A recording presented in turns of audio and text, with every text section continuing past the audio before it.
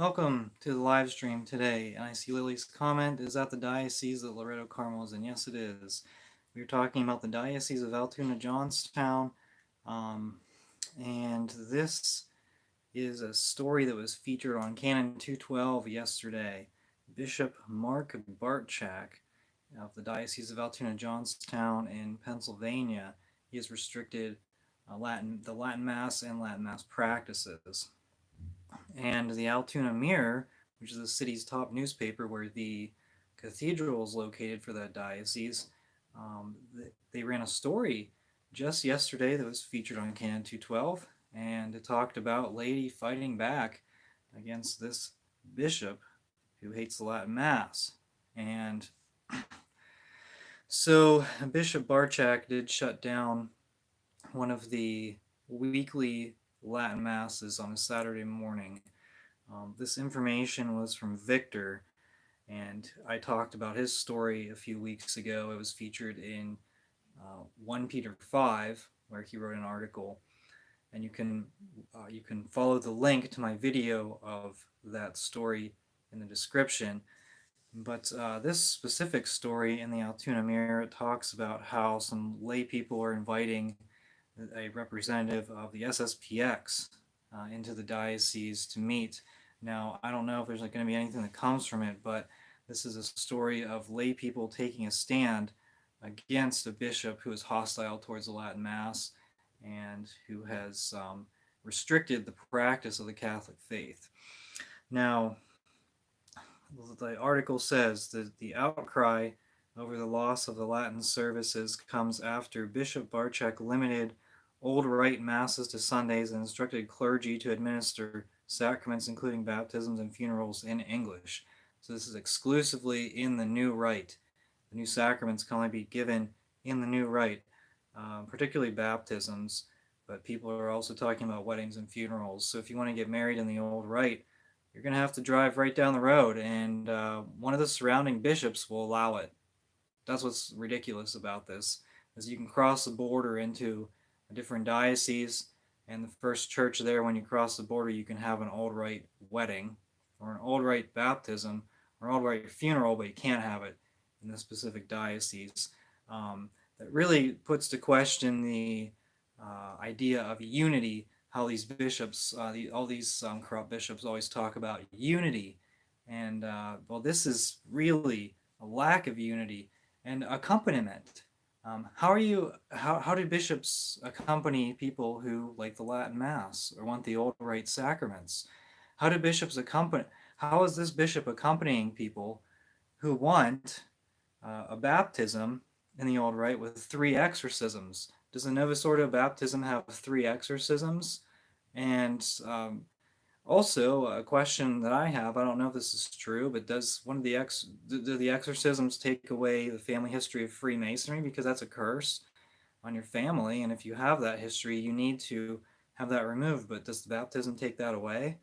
Um, anyway, this is certainly a lack of accompaniment. Now, in the article, it says diocesan spokesman Tony DeGaulle said via an email that Bartchak is aware of the concerns and interpretations that have arisen locally from the recent directive issued by Pope Francis.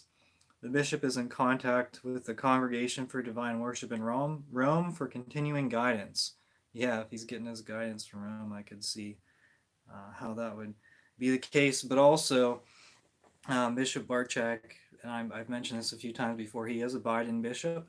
He did sign that Supich letter that tried to undermine and eliminate any efforts for the bishops to talk about denying Biden communion. Now, a lot of bishops are rightfully unhappy or very disturbed by Joe Biden, I guess, presenting himself as a practicing Catholic. Same goes for Nancy Pelosi. I know a lot of these bishops are really, very concerned, and some of them are not. Some of them just wanted to sweep that under the rug and pretend like nothing happened and move on. They want to pretend like Joe Biden is a good Catholic, despite his support for abortion, and that's just not the case. Bishop Bartchak is someone who tried to stomp out that um, stomp out that effort for the USCCB to talk about denying binding communion.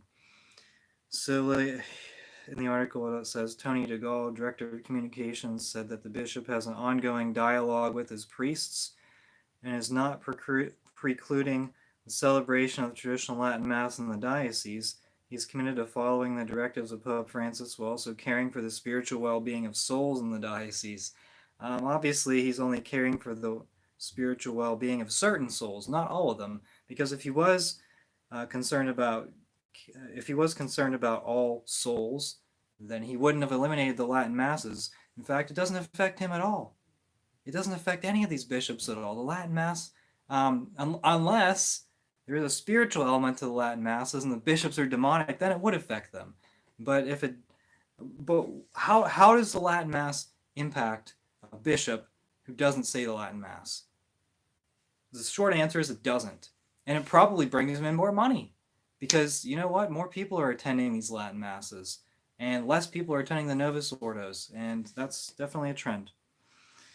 So, getting back to Victor, where he wrote an article about how his the Requiem Mass for his mother was canceled by this bishop. Bishop Cressida called it insensitivity on the part of a bishop, and so Bishop Bartchak is definitely sowing the seeds of division in his diocese, but also among fellow bishops, and with this directive. And the bishops of Pennsylvania work together usually, which is a bad thing, because they all collectively agreed to shut down masses after a discussion with the government, according to my sources. That they discussed with the government about shutting down masses, and then they banned lay people from mass collectively. And collectively, it seemed like they reinstated the obligation to attend Sunday Mass. And Bishop Bartchak just kind of went on his own with banning some Latin masses in his diocese. So this is definitely very disappointing to the people in the diocese. And with the banning the old rite sacraments, it shows he has no. It shows that he's not concerned about the pastoral needs in his diocese.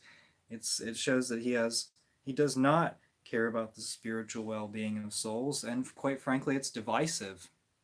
And these lay people, by inviting in the SSPX, I don't know if they're actually going to establish a SSPX community there or not, but this is an effort from lay people to figure it out on their own, because their bishop, their spiritual shepherd, has ditched them. He's basically thrown them out in the street and said, "Sorry about your luck." And this has happened in a lot of other instances as well. And yeah, we'll see what happens here. Now, I would say in general, the SSPX probably isn't going to open a lot of new chapel. They're not going to open a lot of new chapels. In fact, I did hear, I'm not 100% sure of this accuracy, but I think it might have been like last year or so. I heard that the SSPX was not opening any more new chapels just because of the demand for them. And I want to say the lack of priests.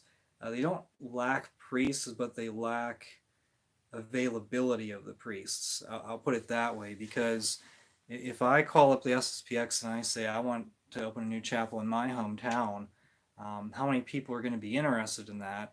But then also, how far is it going to take for them to drive, because the SSPX lives in community, and which means that they will drive 4 or 5 hours sometimes every weekend, because that community is that important to them that they have to live in community during the week. And then on the weekends, they do drive to their separate locations where they're serving. And because of this, it's just difficult to open new chapels everywhere. Now, are they going to be our only hope whenever whenever all this stuff goes down? Because I heard a rumor that the FSSP seminary is receiving an apostolic visitation.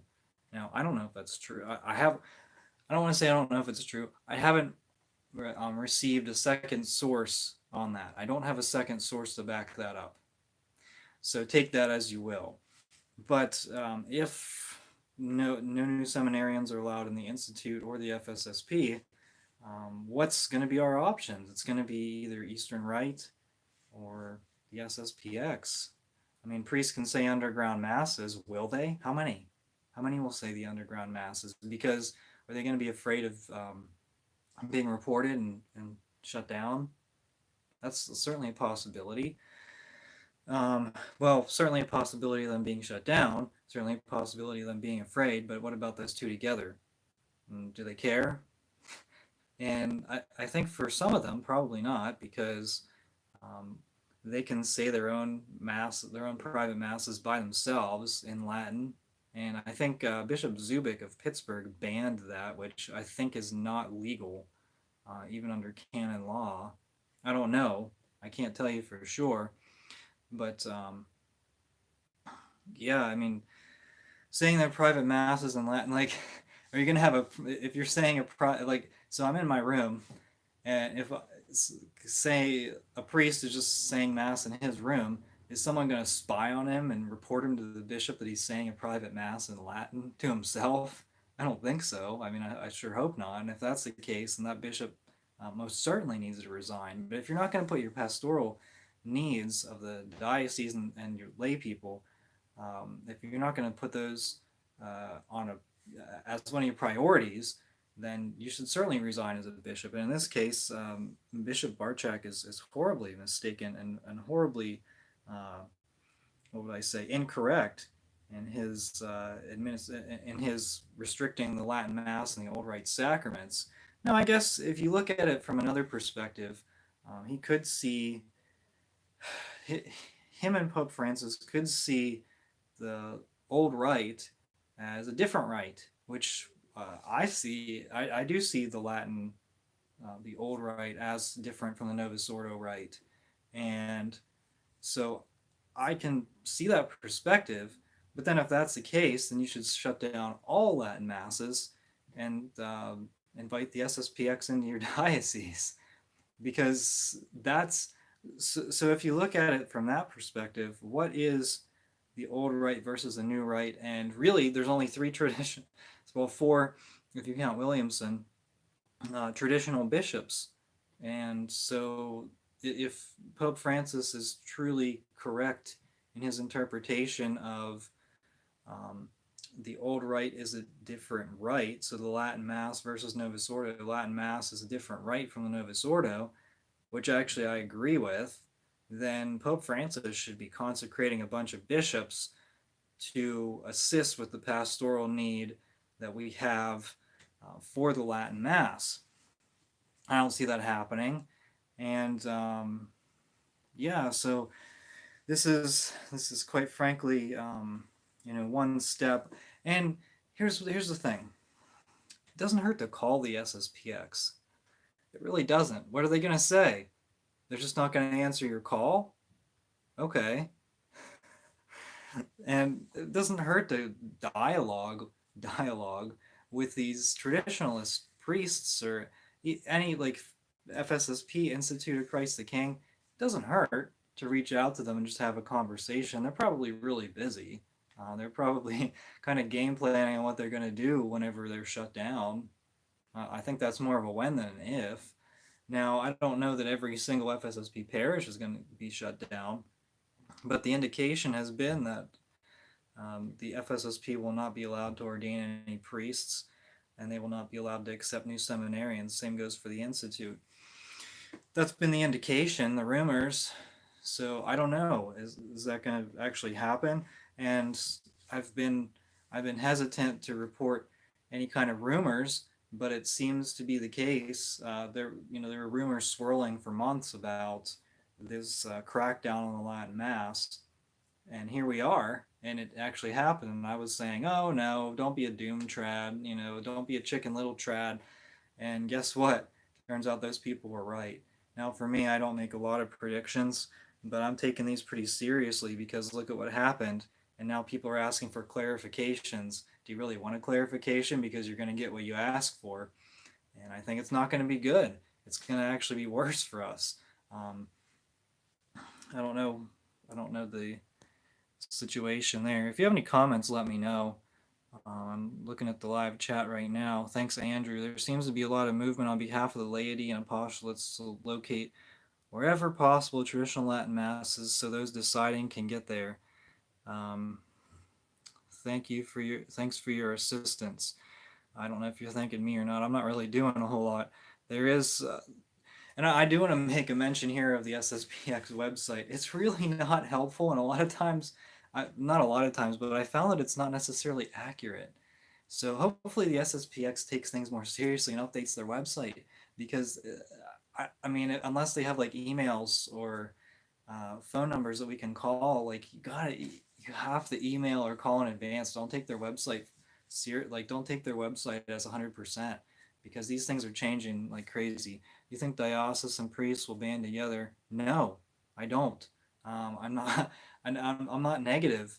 I'm not trying to be negative here. I don't think diocesan priests will band together. Are you talking about the ones that say the Latin Mass? Because there's not a lot of them, and I mean, bishops are certainly willing to throw those people out. They don't care. You look at Bishop Stowe; he required all his priests to get the jab, and he humiliated them if the ones that didn't. Who's standing up for them? Who's going to band together with them? And so I don't think that diocesan priests are going to band together. Maybe if you get like a Father Altman from one diocese and then a super traditional priest from another one, and then traditional priest from another one. But what are they going to do? They're going to form a coalition of canceled priests. There's not a whole lot of them because a lot of them don't speak out.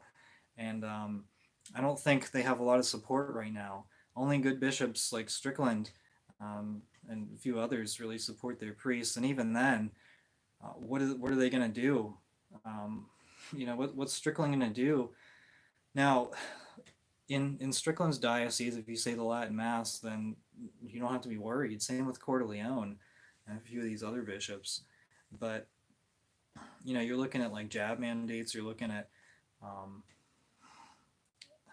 bad bishops. What do you do? And so no, I'm not optimistic that traditional priests will band together because they have no support.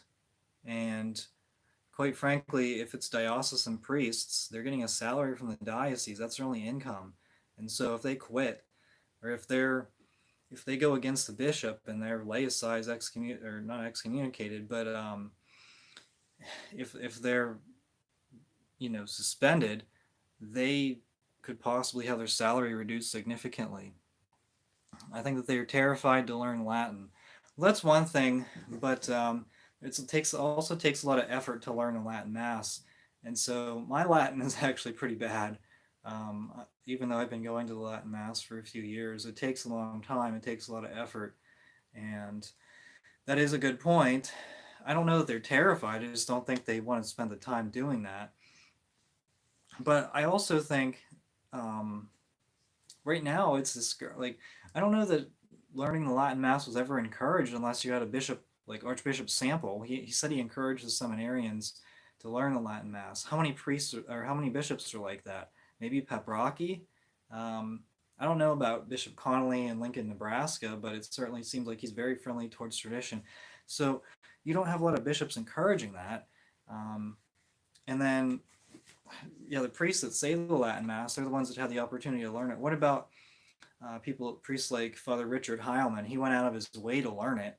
But if you're not taking that time and you're not going out of your way to learn it, then you're not going to learn it.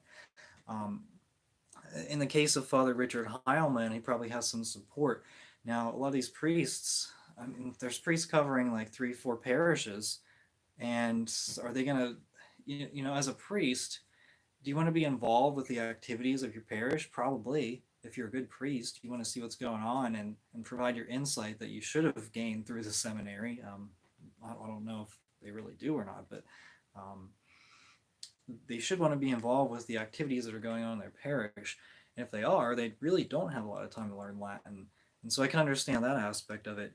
But in terms of supporting the priests and the ones that say the Latin Mass, um, I really don't see diocesan priests standing up. I think it's going to have to come from the Institute and the FSSP. How brave are these guys? We're going to find out. And it's going to be soon. And, if these like the Institute and the FSSP, the Ecclesia Dei communities, if they're under a bad bishop, then it's going to be very problematic. Like we've seen what happened in Mexico. They basically kicked out the FSSP. They banned, I don't know if it was the Cardinal, uh, who was of one of the dioceses. I think it was Guadalajara diocese. The FSSP was basically kicked out because they said the Cardinal in charge said you can't do the sacraments, the alt-right sacraments. And at that point, it's like, what point, what good is it? And so um, they're pretty much done in that region of Mexico. The FSSP is done with it. So, what do these priests do? Um, do they resign? I say they try to transfer to a religious order that will take them.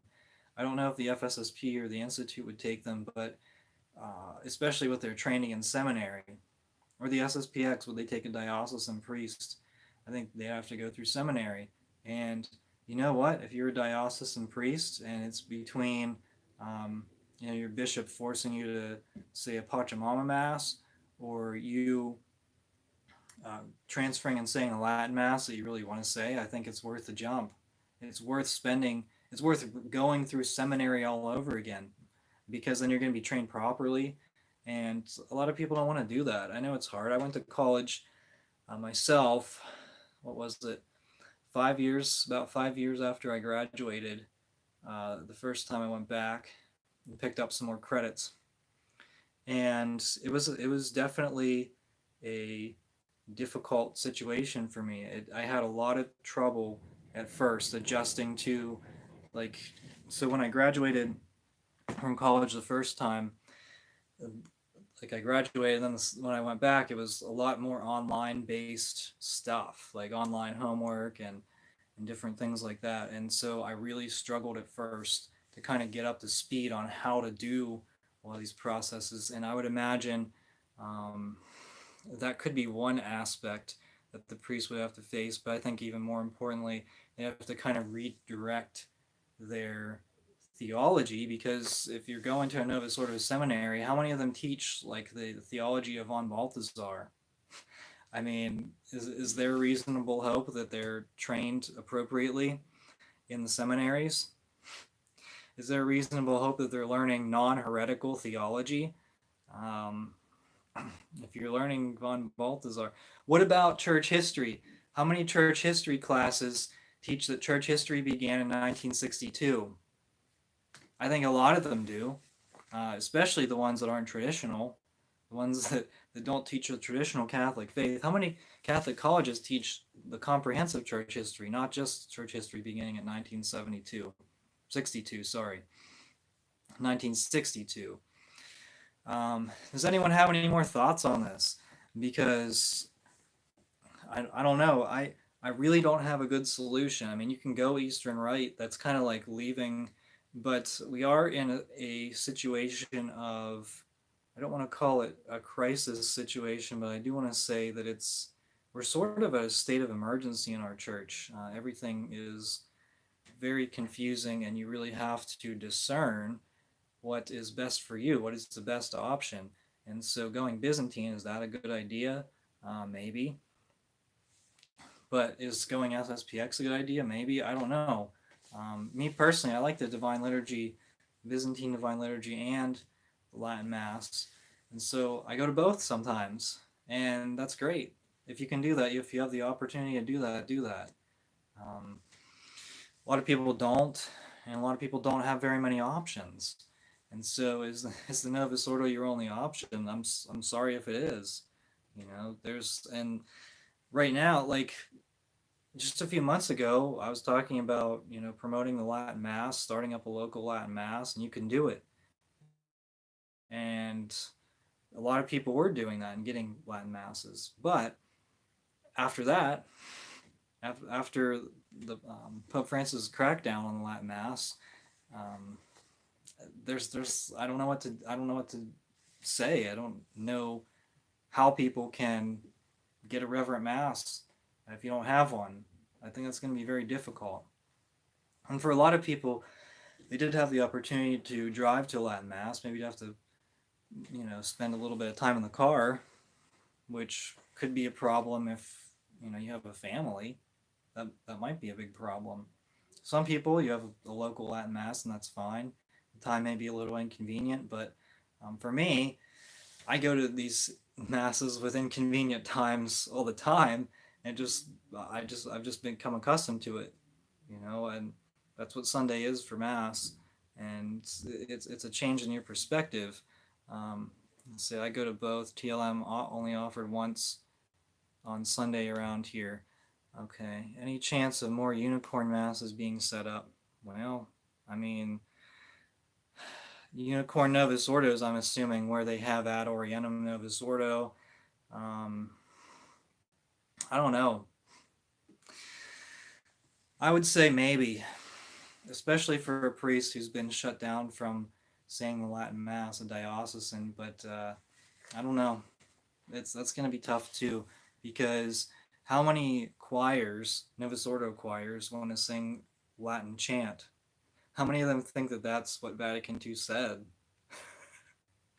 you know, I mean, that's what every Novus Ordo Mass should have Latin chant, but then it's part of the Novus Ordo rite that people can receive communion in the hand. And so I got a bug flying around. So I'm swatting. But so, like, do you, I don't know. Communion, you should not be receiving communion in the hand no matter what. I mean, maybe under persecution, if they're handing you window or communion through a jail cell window. I currently attend daily Tridentine Mass in nearby college chapel in California. The head chaplain is a Dominican. Um, the head chaplain is a Dominican, so there's also two diocesan priests. First Mass of the day is TLM. I have also been to SSPX. Yeah, so that's good. Tridentine Mass at a chapel. College students are really interested in the Latin Mass as well. And we've seen Latin Masses actually, we've seen new Latin Masses in both Morgantown, West Virginia, where the University of West Virginia is located, and Syracuse, New York, I believe. The bishop added a Latin Mass, and how much of that came because of the SSPX pressure. So I don't think it hurts to talk to the SSPX and maybe ask them for some recommendations, what they would recommend, even if you're not going to, even if there's no feasible, practical idea or possibility of getting an SSPX chapel in your hometown. Doesn't hurt to call and talk to some of these people, or go visit, go drive somewhere, or go drive to a Latin Mass priest and ask what their recommendation is, and because they would have a better idea than I would. Also, home private masses, that's a possibility. If you can find a priest who says the Latin Mass, and see if he'll say a home Latin Mass in your private chapel. If you have one like a barn or a basement or something, put that into action. See what we have. We have options, just not good ones. It's sad to say, but that's the truth. All right. Well, hey, thank you everyone for posting in the comments, and thank you so much for watching. We are the Laity, and we will not be silent.